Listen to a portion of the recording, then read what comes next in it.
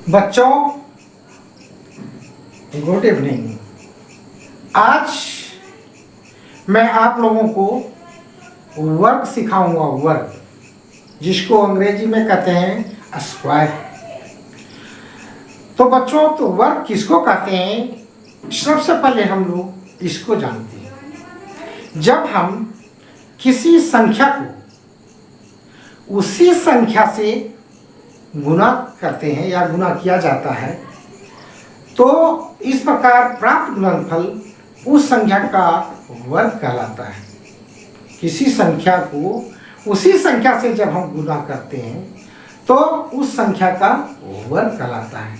अंग्रेजी में number of 10 when A number is multiplied by itself, when a number is multiplied by itself is called the square of the number। उसका meaning भी वही हुआ कि उस संख्या को, किसी संख्या को उसी संख्या से हम मल्टीप्लाई करते हैं तो वह वर्ग कहलाता है। जैसे सपोज के लिए बच्चों ध्यान दिया जाए, जैसे मान लिया जाए दो से गुना करेंगे तो 2 दूनी 4 होता है, यानी 2 का स्क्वायर। यानी इसको हम लोग पहले कह सकते हैं 2 का स्क्वायर, यानी वर्ग हुआ, 2 का वर्ग। फिर इसी प्रकार से मान लिया जाए 5 को 5 से हम गुना करते हैं, यानी 5 एक संख्या है तो उसी संख्या से, यानी दूसरा भी 5 वही है, तो 5 को 5 से हम मल्टीप्लाई करते हैं तो 5 का वर्ग ऐसे लिखा है। इसी प्रकार से मान लिया जाए मेरा 16 है, 16 गुने 16, यानी 16 को उसी संख्या यानी 16 से गुना करते हैं तो 16 का वर्ग होता है। और एक 2 दूनी 4 हो जाएगा, 5 पचे 25 होगा, 16 16 256 होगा। तो इस प्रकार से बच्चों वर्ग हम लोग समझ गए होंगे कि जब किसी संख्या को उसी संख्या से गुना करते हैं तो हमारा वो उसका जो गुणनफल प्राप्त होता है उसको हम लोग वर्ग कहते हैं। अब पूर्ण वर्ग के इकाई अंक क्या होता है ये जानना है। तो बच्चों पूर्ण वर्ग का इकाई अंक जो है इसको मैं मिटा रहा हूं, देख लेंगे।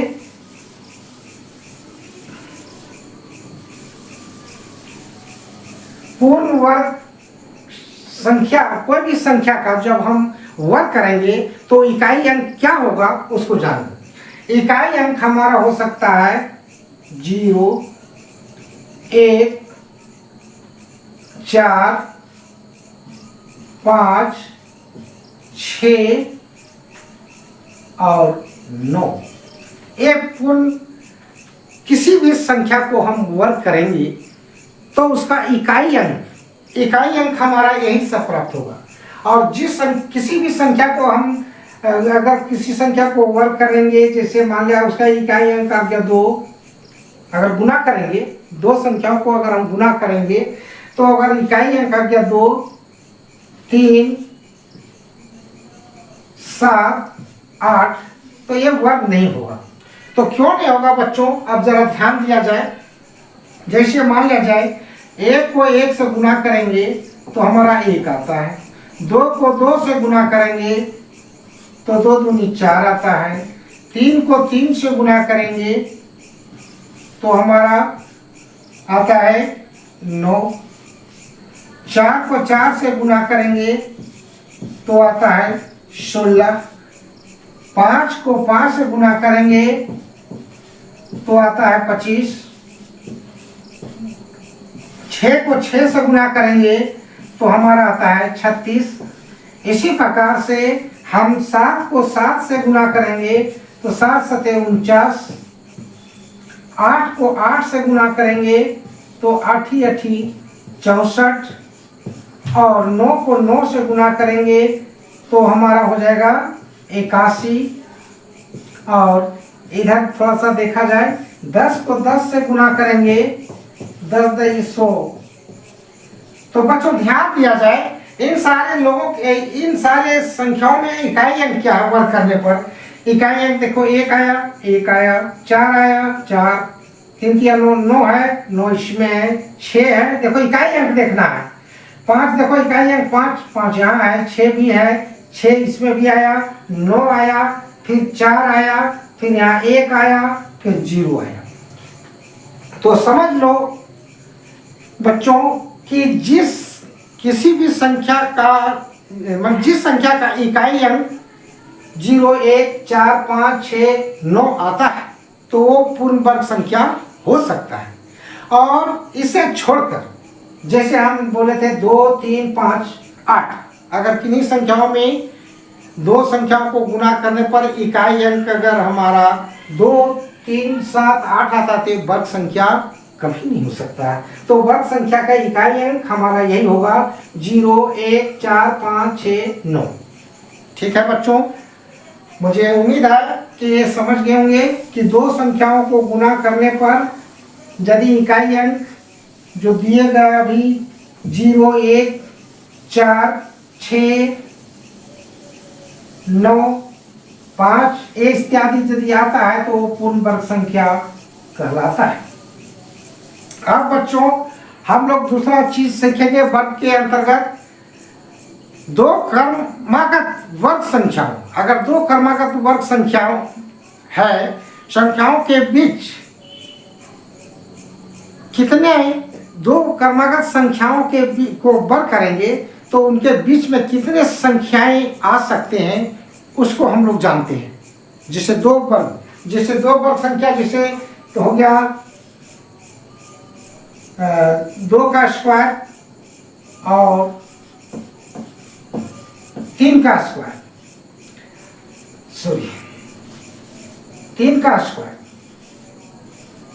इनके बीच में कितना संख्या आता है ये हम लोग देखते हैं। जैसे 2 दूनी 4 होता है, 3 3 9, तो इनके बीच में कितना संख्या है? 5 आया, 6 आया, 7 आया, 8, यानी 4 संख्या आया।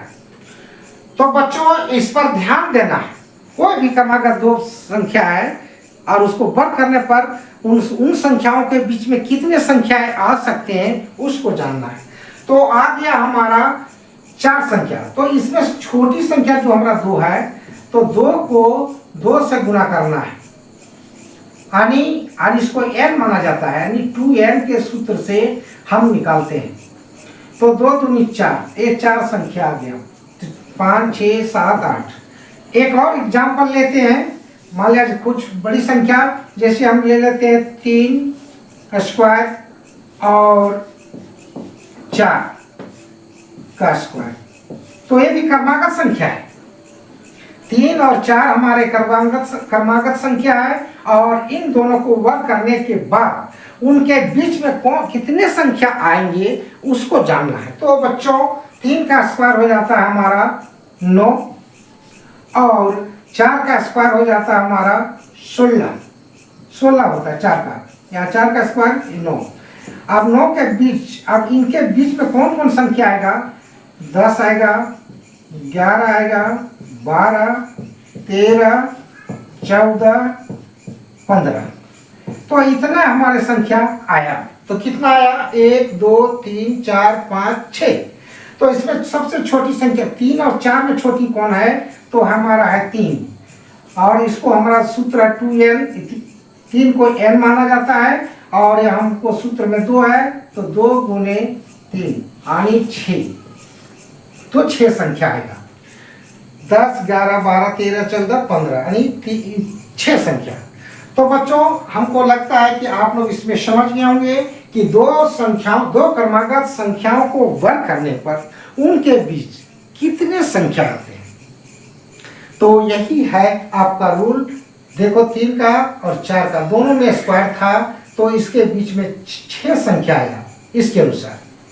इसी प्रकार से आपको बड़ी बड़ी संख्या का भी हम लोग निकाल सकते हैं 2n के आधार पर। कभी बोल देगा कि 44 स्क्वायर और 45 स्क्वायर के बीच में कितने संख्या होंगी, तो उतना लिखने का जरूरत हमने मैंने करने का जरूरत नहीं है हम लोग को कि इस तरह से करके देखेंगे, जिस तरह से वर्क करके उसकी बीच में संख्या भरने की जरूरत नहीं है। आपको डायरेक्ट इसमें छोटी संख्या 44 है तो 2 गुने 44 लिख दो, उतने संख्या इनके वर्गों के बीच में होगा। तो 44 दूनी 88, इतना संख्या आपको प्राप्त होगा।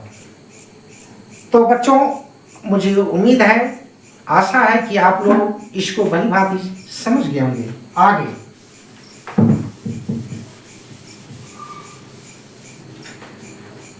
आप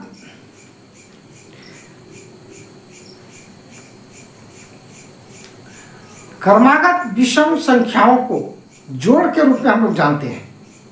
क्रमागत विषम संख्याओं के जोड़ के रूप में जानते हैं और उसको हम लोग वर्ग में कैसे बनाते हैं ये जानते हैं। जैसे मान लिया जाए 1 जोड़ 3 जोड़ 5, तो बच्चों इसको जोड़ने पर हमारा कितना आता है? 1 3 5 जोड़ेंगे तो होगा 9, और 9 को हम 3 के स्क्वायर में लिख सकते हैं वर्ग के अनुसार, वर्ग के रूप में। तो ऐसा कैसे आया कि अभी समझाता हूं। फिर क्रमागत संख्या माने चले 1 जोड़ 3 जोड़ 5 जोड़ 7 जोड़ 9। अब इसमें हमारा जोड़ने पर 25 आएगा, 25 आएगा, और 25 को हम लोग लिख सकते हैं 5 का स्क्वायर। ऐसे तो ज्यादा झमेला करने की जरूरत नहीं है बच्चों। इसका सिंपल मेथड है, अगर विषम संख्या 1 2 3 तो बीच में हमारा 3 आया, ये क्रमागत विषम संख्या का योग है। अगर बीच में 3 आया तो 3 का स्क्वायर कर देंगे, 3 या 9। इसमें क्रमागत बीच में कौन आया? 5, 2 इधर छोड़ दो, 2 इधर छोड़ दो, 5 आया, 5 का स्क्वायर 25। तो अब कहेंगे कि ये तो विषम संख्या का है, तो सम संख्या में क्या हुआ? मान लिया जाए आपका है 1 जोड़ 3, और इसको हम कैसे निकालें?